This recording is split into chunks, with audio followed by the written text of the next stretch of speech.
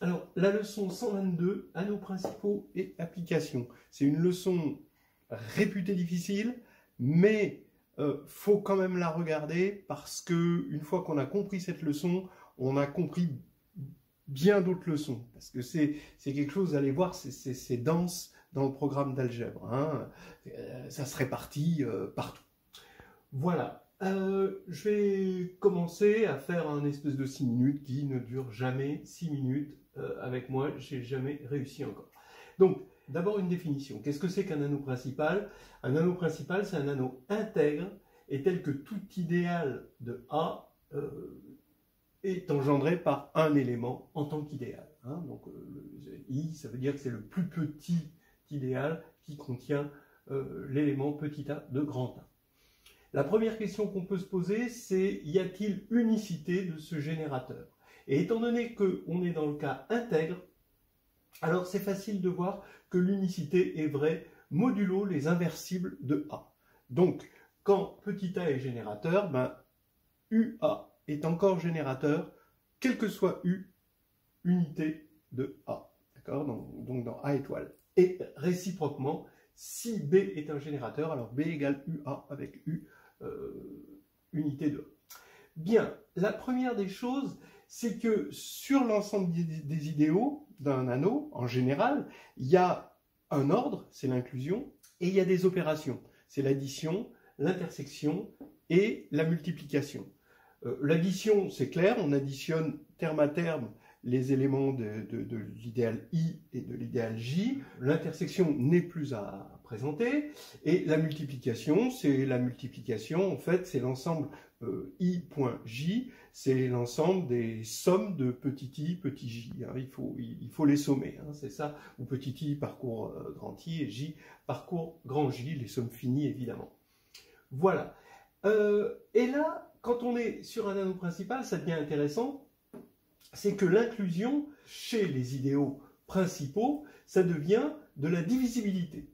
C'est-à-dire si l'idéal engendré par A est inclus dans l'idéal engendré par B, alors petit a, ben forcément, il appartient à B, ce qui va faire que B divise A. Et c'est l'adage diviser, c'est contenir. Alors, maintenant, ça veut dire qu'un nombre premier, d'accord, un nombre irréductible, mais irréductible c'est pareil que premier dans ce contexte-là, eh ben, est forcément un idéal maximal. Quand on dit maximal, c'est bon, qu'il n'y a pas d'idéal plus grand que lui, à part évidemment grand A. A ne compte pas parmi les idéaux pour la maximalité. Maintenant, l'addition, l'intersection et la multiplication des idéaux, eh ben, quand les idéaux deviennent tous principaux, il va y avoir une opération qu'on va récupérer, ça va être le PGCD, le PPCM et la multiplication. Bon, alors ça on ne récupère pas parce que la multiplication on l'avait déjà. Mais on récupère quand même deux opérations, PGCD et PPCM. C'est-à-dire que quand on prend un idéal plus un autre idéal, donc forcément principal, on est dans un anneau principal, A plus B, et ben ça va être, donc c'est l'idéal engendré par A et B, ça, hein, d'accord? Et ben ça va être, on peut se ramener à qu'un seul élément. D'accord? Et cet élément, c'est le générateur de cet idéal, et donc c'est D. Et D est égal à ce qu'on appelle le PGCD de AB. Alors, évidemment, on ne peut pas dire D est égal au PGCD de AB, étant donné que l'unicité est modulo les inversibles. C'est-à-dire qu'un PGCD, ça va être un élément défini de façon unique à inversible près. Par exemple, dans Z, qui est principal, bah, Z, ça va être unique si on le prend positif. Ensuite, K de X, qui est principal, ça va être unique si on prend le polynôme unitaire. Voilà. Et on récupère, grâce à cette égalité, ici, une identité de Bezout, c'est-à-dire D, étant donné qu'il appartient à ça, hein, il peut s'écrire sous la forme UA plus VB. Et même, un générateur de cet idéal est caractérisé par le fait qu'à la fois, il y a cette identité de Bezout, et aussi que D divise A et B. D'accord? Voilà. C'est-à-dire, puisque diviser, c'est contenir, et évidemment, A est inclus dans A plus B, et pareil pour B. Voilà. Donc ici, Bezout, c'est important, parce que ça nous permet de démontrer ce qu'on appelle le lemme de Gauss, et donc la factorialité. Alors, là, c'est intéressant d'avoir euclidien implique principal, implique factoriel. Un anneau euclidien est principal. Ça, c'est une preuve que vous devez savoir faire. Un anneau principal est factoriel. Ça, c'est une preuve, vous n'êtes pas censé savoir la faire, mais au moins savoir montrer comment principal implique Bezout, Bezout implique le lemme de Gauss. Le lemme de Gauss, bah, c'est le chaînon élémentaire qui nous permet de montrer le fait que ce soit factoriel. Attention, factoriel, ça veut dire existence de la décomposition en irréductible, mais aussi, surtout, l'unicité, modulo des unités et modulo permutation. Voilà. Et le lemme de Gauss, c'est vraiment l'élément qu'on utilise tout le temps par récurrence, qui va nous permettre l'hérédité dans cette histoire, pour montrer que principal implique factoriel. Alors attention, quand on a factoriel, finalement, c'est ça qui nous permet, on est très content, parce que c'est ça qui nous permet de résoudre des équations diophantiennes. C'est finalement le Graal un petit peu de l'arithmétique, cette factorialité. Alors après, il y a un autre Graal, parce que la factorialité, ça a un petit peu déçu les mathématiciens post-Gauss, mais factoriel, c'est ça qu'on veut. Mais par contre, principal, c'est quand même mieux. Parce qu'on a factoriel, bien sûr, mais on a en plus une identité de Bezout qu'on n'a pas dans factoriel. Mais le mieux, c'est quand même euclidien. Parce que euclidien, ça implique principal, et on a en plus une construction algorithmique pour ces générateurs. D'accord? Pour les PGCD, pour les PPCM, etc. On a une construction algorithmique, alors que là, pour principal, on a l'existence, on a une forme d'unicité, mais on n'a pas quelque chose, un algorithme qui nous permet de les construire en général. Voilà. Alors à partir de là, dès qu'on a un anneau euclidien, alors il est principal, ce qui nous permet de construire, c'est ça qui nous permet de construire la plupart des exemples d'anneaux principaux. Bon, évidemment Z, K de X, où là en plus l'euclidien vient avec une unicité de la division euclidienne.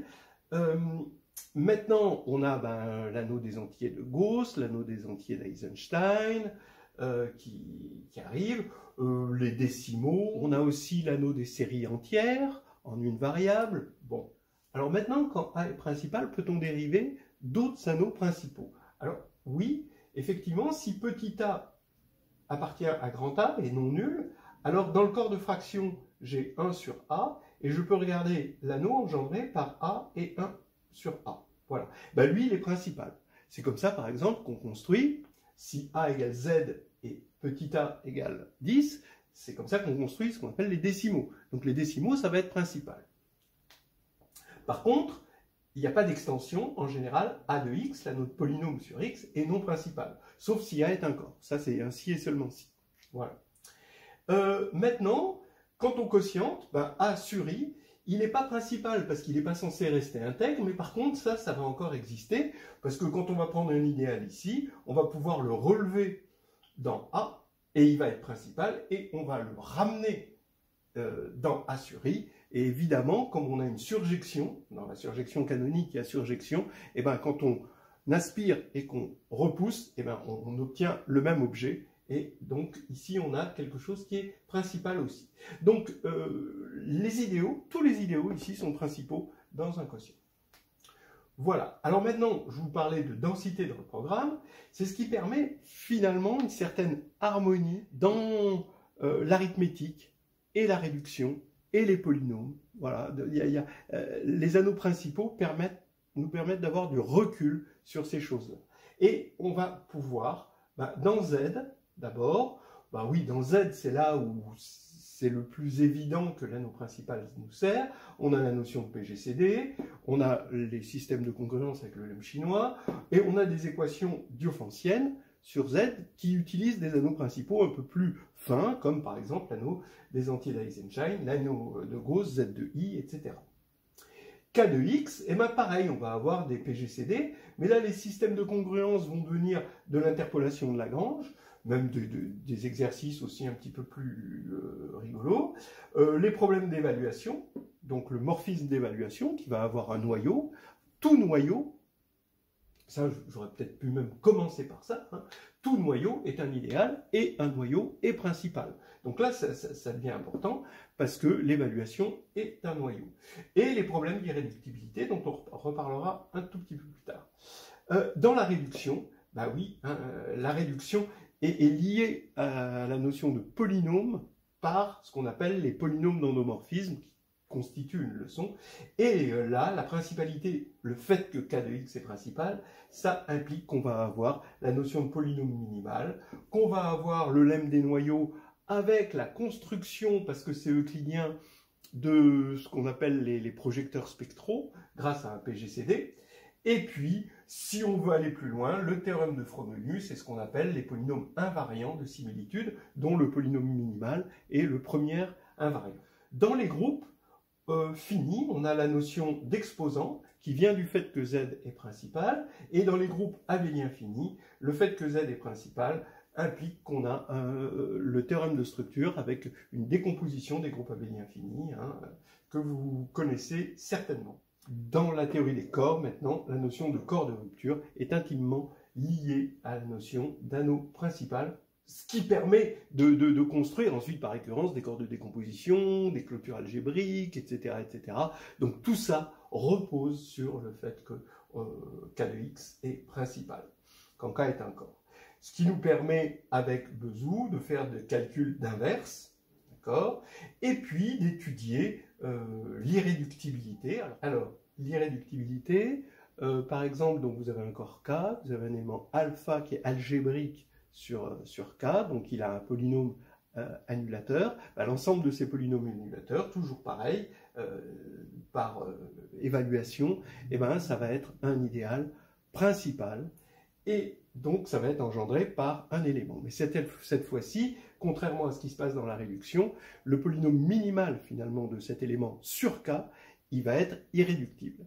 Et réciproquement, si on arrive à démontrer qu'un polynôme annulateur de alpha est minimal sur K, alors forcément ce polynôme est irréductible, et ça peut se montrer grâce à des notions de degré. Hein. Voilà. Alors, maintenant, ben voilà, hein, regardez, hein, c'est quelque chose qui va servir dans l'arithmétique, les polynômes, ce qu'on appelle l'arithmétique des polynômes, d'ailleurs c'est lié à ça, hein.